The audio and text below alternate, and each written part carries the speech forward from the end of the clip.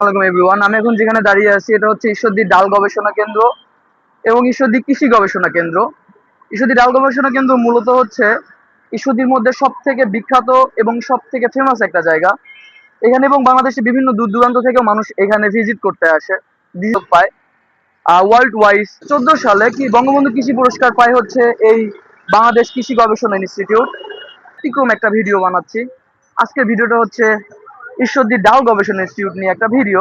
তো এই সব সময় সবুজে ঘেরা শ্যামলে ঘেরা প্রকৃতি, নির্জন নির্জীব মনোমুগ্ধকর জায়গা, যেটাকে আমরা বলি অ্যাস্থেটিক জায়গা।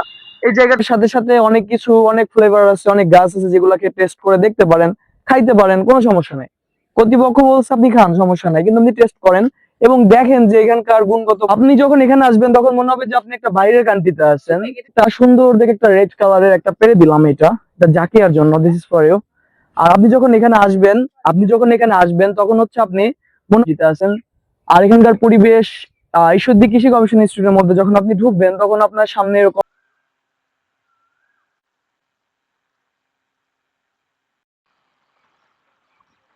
হাত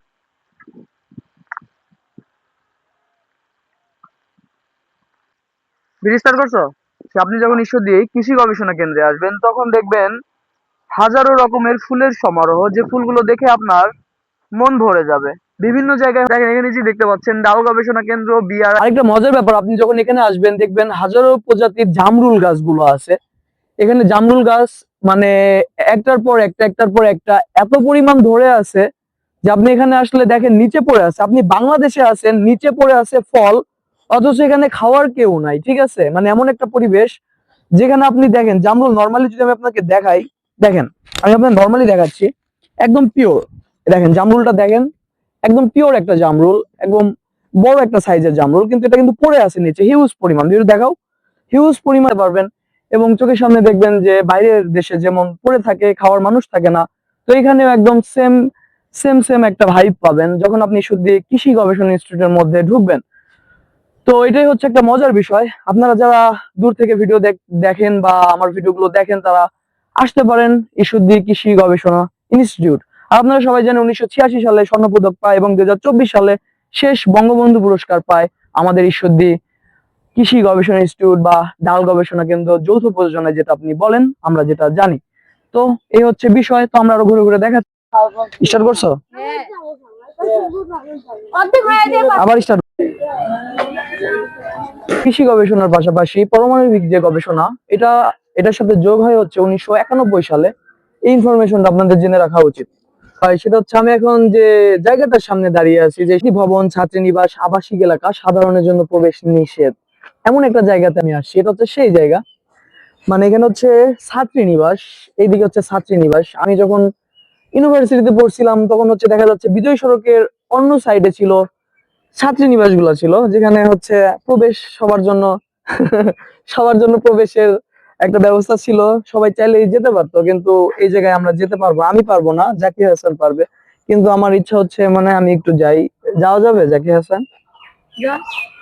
যাবো? বলো, যাবো? বল। চলে গেলাম, টাটা। ছাত্রীনিবাসের দিকে আপনি ঈশ্বরদী কৃষি গবেষণা ইনস্টিটিউটে আসেন তাহলে ওয়েলকাম ঈশ্বরদী, এটিআই ঈশ্বরদী পাবনা, এই লোগোটা আপনার চোখে ধরবে, চোখে ধরার মতো। জাকির হাসানের হাতে এই ফুল ছিঁড়া নিশে আবার আবার রেখে দিচ্ছে। তোমাদের বাসা কোথায়? ঈশ্বরদী। তো আমার ঈশ্বরদী,